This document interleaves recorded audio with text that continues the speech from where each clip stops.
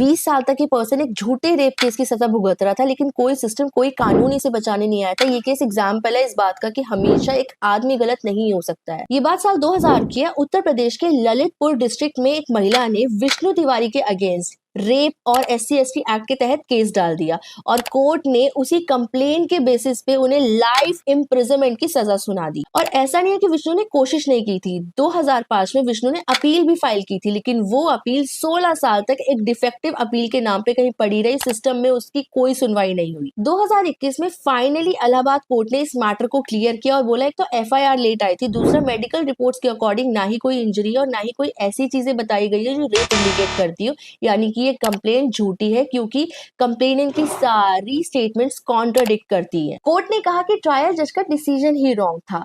अब इस केस की हिस्ट्री में जाते हैं। जिस टाइम पे विष्णु को सजा हुई थी उनकी एज लगभग 23 साल की थी। उनके घर में उनके फादर, मदर, उनके 2 ब्रदर थे जिनकी सबकी डेथ हो गई थी। यहाँ तक कि कानूनी केस के खर्चे का इतना दबाव था कि उन लोगों को अपनी जमीन बेचने के लिए भी मजबूर होना पड़ा था। But I have a question, क्या इस केस में गलती सिर्फ उसी लड़की की थी जिसने कंप्लेन की थी या फिर सिस्टम की भी बराबर गलती थी?